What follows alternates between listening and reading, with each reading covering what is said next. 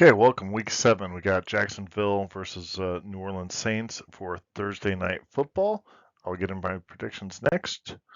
So, New Orleans is favored by 3, and I am going to take Jacksonville, and I'll get into the reason why here. So, the model is saying that it's pretty even between the two teams. So, in the last model or set of series of runs, New Orleans won 56%. That's what that says there, which translates to about a 1.5 point spread, uh, which probably is where it correlates pretty close to this here. The the the numbers themselves for the scores are a little are similar. It doesn't. If we look over here, the 95% confidence interval, uh, it shows very similar between the two teams. Slight overlap, but with a slight advantage with New Orleans Saints. If we look over here to the box plot, very similar types of numbers.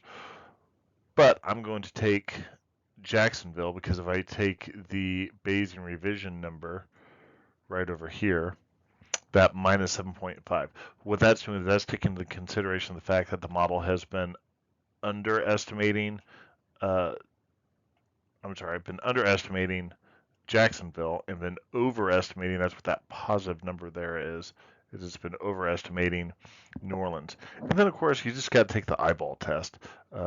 Jacksonville's looked pretty good their last 3 games. They had a couple losses there, and meanwhile, New Orleans has been kind of up and down the entire time. So let's get to the performance charts. So when I look at performance, you definitely see again. This is head-to-head matchup.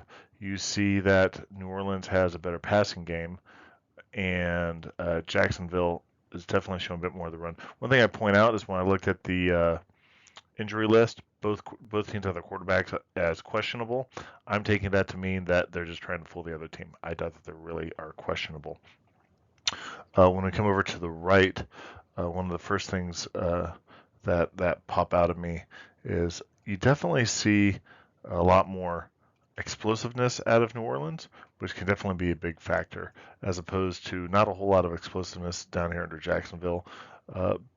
Both teams are controlling the ball. Looks like we got some more turnovers over here in Jacksonville, and I would say that's a legitimate critique of Jacksonville. They've definitely been throwing a bit more interceptions, and if you're going to throw interceptions, you're probably not going to win very many games. So with that, that seems to that stands to reason as well. And then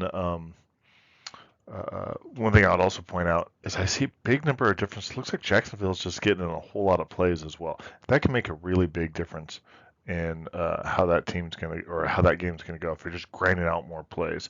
So, like I said, the overall the model is saying that they should be even, but it's been underestimating how good Jacksonville is, and then overestimating how good New Orleans is and what the outcomes are. So with that, I'm going to go ahead and go with uh, Jacksonville